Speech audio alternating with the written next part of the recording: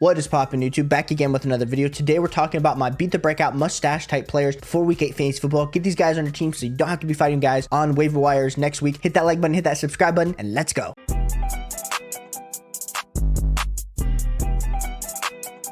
Now, before we get to our mustache players, we've talked about some of these guys in previous weeks. So if any of these guys are available on your waiver wires, these should be the first guys that should be rostered. We got Chuba Hubbard, Roschon Johnson, Amaro Demarcano, Rashee Rice, Josh Downs, JSN, and Tank Dell. If any of those guys are out there on waivers, those would be the first guys that I'm prioritizing. But when we're getting into our stashes, the first player we need to be looking to stash is Taj Spears. With all of the potential that Derrick Henry might be traded away to a contender, because it seems like Tennessee Titans are on an absolute fire sale, Taj Spears immediately steps into that RB1 role, where Taj Spears honestly has already had 48 to 52% of the snap share this season. And the thing with all of that volume that Taj Spears is already seeing with King Henry is that on ESPN and Sleeper, he's available on 66% of ESPN leagues and 51% of Sleeper leagues. So he is a little bit more owned of an asset, but I feel like if you can sneak in on the Saturday, look on those waiver wires. The trade deadline is next Thursday. There's still a good shot that Taj Spears, even if Derrick Henry's still there, great stash, but he's an even better stash if Derrick Henry gets traded away. Week 1, 54% of the snaps. Week 3, 56, 53, 52, 56. Our man has been absolutely out there on third downs, and when they're doing like a lot of red zone or they're doing a lot of quick no huddle 2-minute type plays, Taj Spears is out there and Derrick Henry isn't, which is sad for all of us Derrick Henry owners, but Taj Spears is the first player that I'm looking to mustache. My next mustache is going to be Kyler Murray. We talked about Kyler Murray in our video last week because Kyler Murray still on IR, but he's practicing. It's looking like he's either going to be pulled off of IR maybe this week and or next week. If we look at his total career finishes, we're talking about as a rookie, QB12, 2020, QB4, 2021, QB4, 2022, QB8. I think there's a good possibility that Kyler Murray still finishes as a bottom end QB1 this season on a points per game basis. And while you're saying, Caleb, why is that exciting if I get a QB7, QB8 on a points per game basis? Because if you do not have Josh Allen, Jalen Hurts, Patrick Mahomes, these are the type of players that can help propel the rest of your roster if you're strong in other areas. Getting a guy like Kyler Murray, which yes, he might not have the rushing upside because of his torn ACL, because of his athleticism just coming back as he's recovering. So we like some Kyler Murray, available in 77%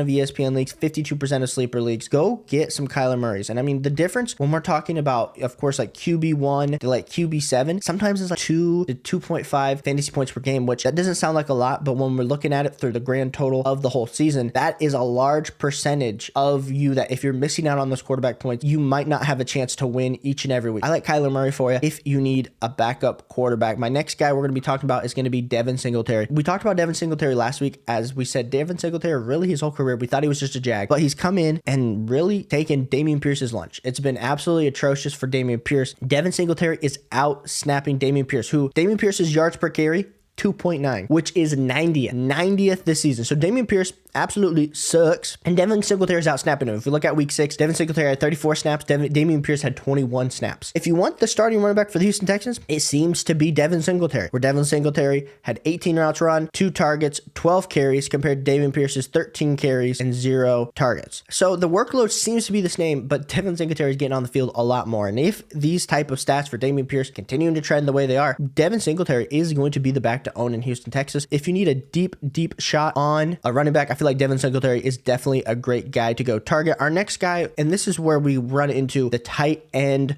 roulette, where if you need a tight end because you don't have TJ Hawkinson, you don't have Mark Andrews, you don't have Travis Kelce, you don't have Sam Laporta, well, Trey McBride might be your guy. Trey McBride was drafted, of course, 2 seasons ago, 2nd round to the Arizona Cardinals. He's 99% available in both Sleeper and ESPN leagues. But if we're looking at week 1 through 5 versus week 6 through 7, Trey McBride had 5.5 targets in week 6 and 7 compared to the 2 that he had in weeks 1 through 5. He's averaging 3.5 receptions compared to 1.6. He's averaging 45 receiving yards, and really his fantasy points per game has gone up to about 8.1. So Trey McBride is definitely on the uptick for the Arizona Cardinals. The benefit to adding someone like a Trey McBride, he's super available, he has high upside, and if Kyler Murray comes back, we do know Kyler Murray and Zach Ertz had that role where they had a very solid connection, but at this point, Trey McBride is looking like he is passing up the elderly Zach Ertz in fantasy football. So I'm looking to target some Trey McBride if I need some tight end help. Our next tight end is going to be Michael Mayer. We talked about Michael Mayer last week. This week, 90% available in ESPN leagues, 67% available in Sleeper. The only thing that Michael Mayer did did is he got on the field a lot more this last week, but of course it didn't translate to any fantasy points because the Raiders stunk against the Chicago Bears. Only 3 fantasy points for my man Michael Mayer, but the week before that 12 fantasy points. And the thing is, the snap share 51, 66, 81, 71 the last few games. So as they get back Jimmy G, as they continue on in this stretch, Michael Mayer is becoming the tight end 1 for the Raiders. They drafted him in the second round. We like the profile. We've seen Dalton Kincaid break out. Of course, we saw Sam Laporta. Michael Mayer is in that same breadth of tight end. I'm not saying that Michael Mayer's all of a sudden going to become Sam Laporta and have an amazing fantasy football value, but I think Michael Mayer definitely has a ton of potential week in and week out. Our next tight end we need to talk about is Luke Musgrave. He's literally, I think, in every mustache video, but same thing. I still think at this point I prefer Trey McBride and Michael Mayer over Luke Musgrave, but if Luke Musgrave is out there on your waiver wire, 73% available on ESPN, 60% available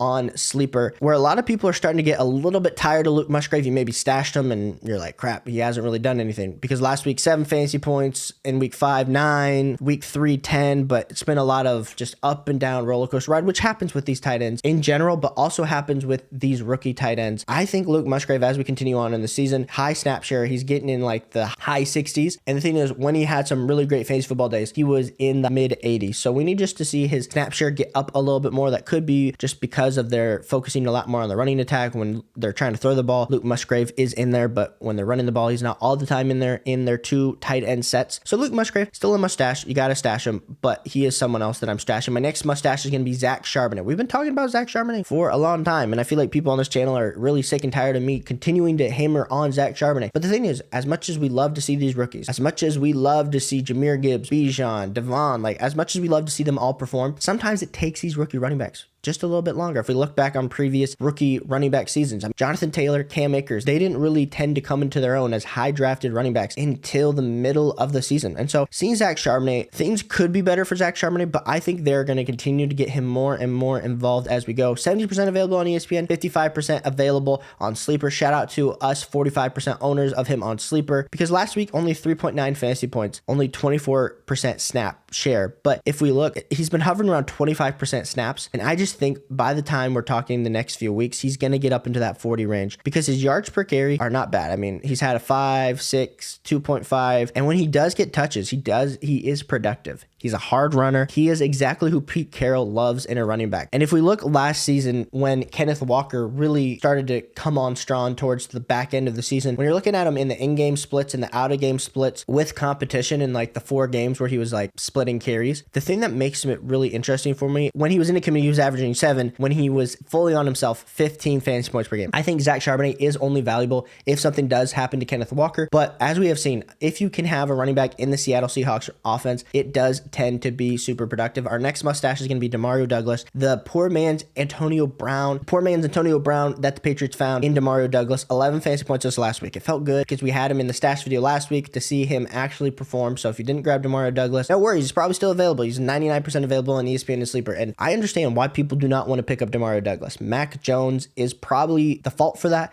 This whole offense is probably the fault for it, but I think Demario Douglas continues to make a push to be the wide receiver 2 in this offense. I think he's super explosive. I think he runs really great routes. And so I think Demario Douglas, as we continue on, is going to become someone to reckon with. I think we were talking about Josh Downs, where we could see the breakout potentially happening over the next few weeks. I think that's where we're looking at with Demario Douglas. So if you don't want to fight guys on waivers for Demario Douglas, go swoop up some Demario Douglas. My next mustache player is going to be Trayon Burks. And Trayon Burks, for all we can say, has had a very down year, where we were looking at him this offseason, whether it was in dynasty, whether it was in redraft. I'm pretty excited about him taking that year 2 step, and it just hasn't happened, partially because of quarterback play, partially because of this offense, partially just because of Trayon Burks. But if DeAndre Hopkins is traded away, Derrick Henry's traded away, this team's going to have to be throwing the ball all the time. And who's going to be the beneficiary of that? It's going to be Chig. It's going to be Trayon Burks. Now, I'm not saying that Trayon Burks is all of a sudden going to come in and he's going to be Josh Down. I'm not saying that at all. I think Trayon Burks definitely has some viable stash as we head into this next week. I know Ryan Tannehill's not going to be starting this week. It's going to be either Will Levis or Malik Willis. Trayon Burks, another guy that I'm potentially trying to stash. Appreciate you guys all for tuning in today. Beat that breakout. Get those stashes onto your roster. Appreciate you guys for tuning in. Hit that like button and subscribe button if you're new, and I'll catch you on the next one. Peace.